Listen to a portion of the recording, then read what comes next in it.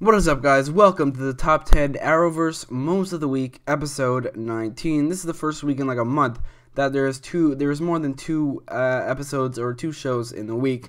Usually for the past month, it's just been Black Lightning and Legends of Tomorrow, but this week Arrow joined the fray. The Flash is coming back in 2 weeks, and then Supergirl's coming back in 3 weeks. So as Black Lightning and Legends of Tomorrow are ending their seasons with each having like 2 or 3 episodes left, Arrow, the Flash, and Supergirl are coming back. This week, it's Legend of Tomorrow Season 3, Episode 16, titled I, Ava. Black Lightning Season 1, Episode 10, titled The Sins of the Father, The Book of Redemption, which is a dumb title. And Arrow Season 6, Episode 16, titled The Thanatos Guild. With that in mind, let's go over the top 10 Arrowverse Moments of the Week or Episode 19. Number 10 is when Wally says that he's the fastest man alive to Kawaza, and then Nate says that he's actually the second fastest, and then Wally says that she didn't need to know that. It was just a really funny moment. There's not much else to it other than the fact that it was funny. There are other moments on this list that are just funny. I don't know why there's a lot of comedy in this list, just because there were a couple moments and things this week in the Arrowverse that really stuck out to me in terms of comedy, so I wanted to put them on the list. So this is one of those moments. It is the lowest of the 3. There are 3 moments on this list that are just there because they're funny, and this is one of them. It is the lowest just because the other 2 were funnier, but this is still a really funny moment. Number 9 is when Dinah and Curtis find out that Captain Hill is working for Ricardo Diaz on Arrow. This is only on the list because it's really the only good thing that came out of that side plot. I mean, it felt like that side plot had 2 goals, this and to set up the guy and Curtis going out at the end, and I feel like they actually focused more on that than they did on this, but this did come out of the side plot, and it was really the only thing in this episode that furthered the plot of the season. That's not a complaint, because the rest of the episode was interesting and had its own contained plot, but this was the only thing that furthered the plot of the season, and I thought it was really cool how Dinah and Curtis found out that Captain Hill was working for Diaz using Vertigo. I actually didn't mention this in my review, I forgot, but they found out that Diaz was pushing Vertigo in this episode, which might lead to the return of Count Vertigo from Season 3. Not the Count, because he died, but Count Vertigo from Season 3, who I thought should have been a main villain of one of the seasons, just because he, Merlin, and like Prometheus and Deathstroke, those are the biggest Green Arrow villains. So it's a little crazy to me how he was never a season villain, and instead they went with Ra's al Ghul. I think he could have made a great villain for Season 3, maybe a different actor, because he wasn't the greatest version of the character, but I still think that it would be pretty cool seeing it back. Maybe with the reveal of the Lazarus Pits, they can bring back the Count, because he was a great Count Vertigo, or a more realistic take on Count Vertigo, but I doubt that's true. But with this return of Vertigo, I think it's just a really cool way to reveal to Dinah and Curtis that Captain Hill was working for Ricardo Diaz, and meaning that the rest of the SCPD, or at least some of it, is also working for him as well.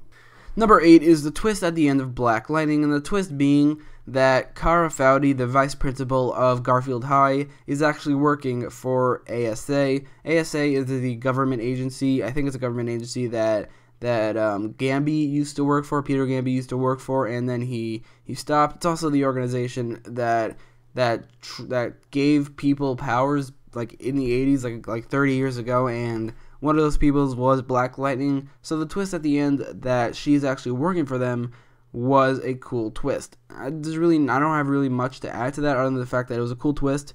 That is really it. I did not see it coming. Like, I never thought that this woman had ill intent watching her on the show. I thought she was just going to be a supporting character through and through, a recurring supporting character. But it turns out that she is seemingly a part of the overarching story of the season, which is something I didn't expect. So this is a cool twist because it gives this character more to do, and it's something I really did not see coming.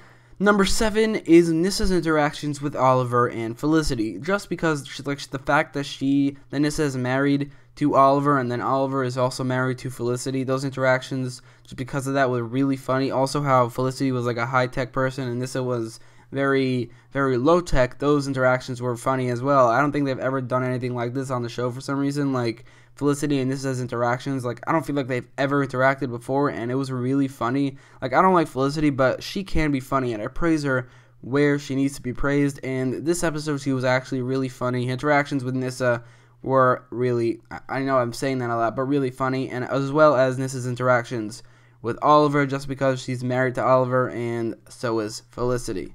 Number 6 is the scene where Damien tortures, and tortures is in quotation marks, Nate. The scene where Damien fake tortures Nate was hilarious. It was honestly the funniest moment of the week, along with number 7, but the reason I like this more is because it actually fit into the plot of the episode. That one was just funny moments here and there, which was good, but number 6 actually fit into the plot of the episode, and it was hilarious, so I put it on the list. The reason it fit into the plot of the episode was it was that whole thing of Damien torturing, in quotations, Nate, was because the reason he's faking it is because he didn't actually want to work for Mullis anymore, which led to Mullis just throwing him across the room. So the fact that it was hilarious and also fit into the storyline of the episode, the plot of the episode, lands it at number 6, and lands it higher than number 7, which is Nyssa's interactions with Oliver and Felicity. Moving on to number 5, which is Black Lightning and Thunder fighting together. I thought these fight scenes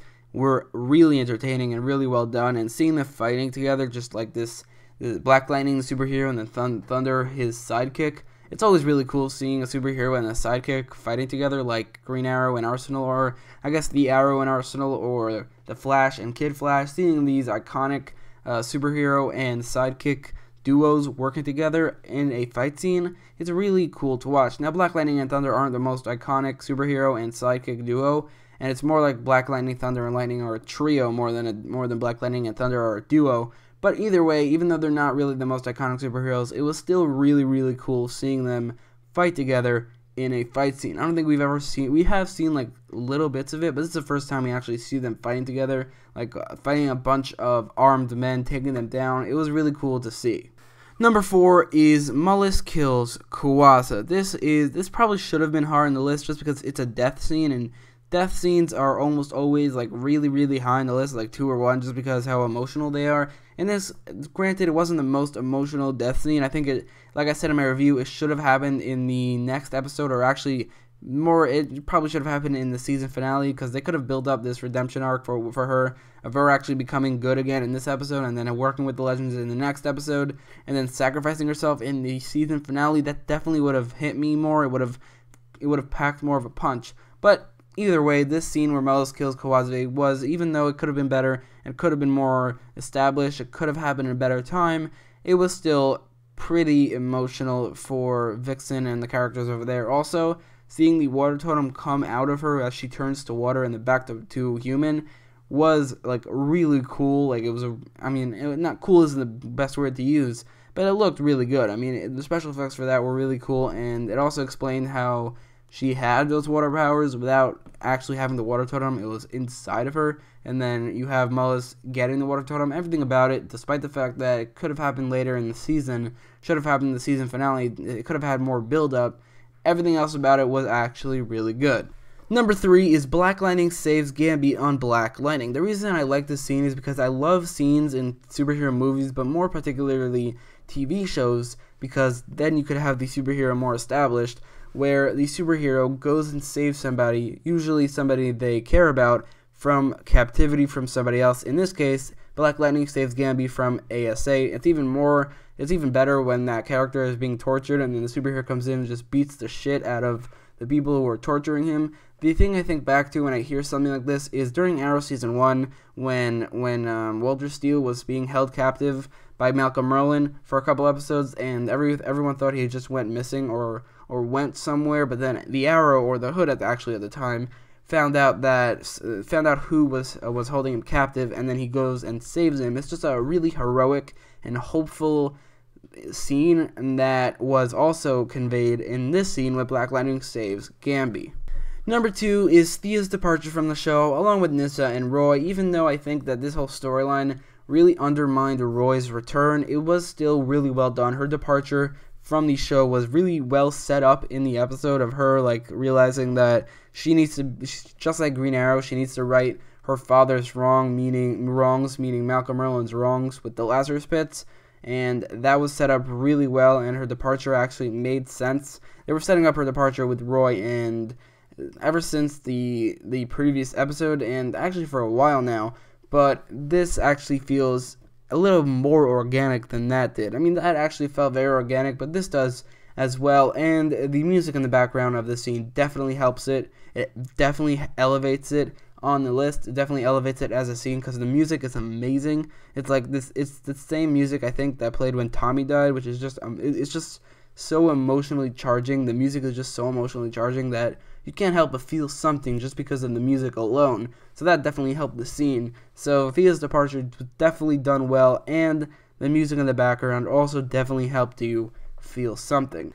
And number one is the reveal that there are other Lazarus pits. I mentioned this in my review, and I also mentioned this earlier in the video on number 9, and this is just a really cool concept to me. The fact that there are other Lazarus pits could open the door to so many things, like characters coming back to life, which was ruled out once Nyssa destroyed the Lazarus pit. I think it's season 3, or 4 actually, yeah, it's definitely season 4 of Arrow. She destroyed the Lazarus pit, and that completely erased the possibility of characters coming back to life outside of like time travel or coming from different Earths like they did with Black Siren, but she didn't really come back to life. So this thing with the Lazarus pits being back, or some of them being back, could open the door to that and so many other things, like the fact that there might be other Ra's al Ghuls, which each Lazarus pit has their own League of Assassins, and each Lazarus pit has their own Ra's al Ghul, which might explain how Ra's al Ghul here died without ever meeting Batman or something like that, or maybe he has, we don't really know, but I doubt, he's never mentioned it or anything, so it would explain that.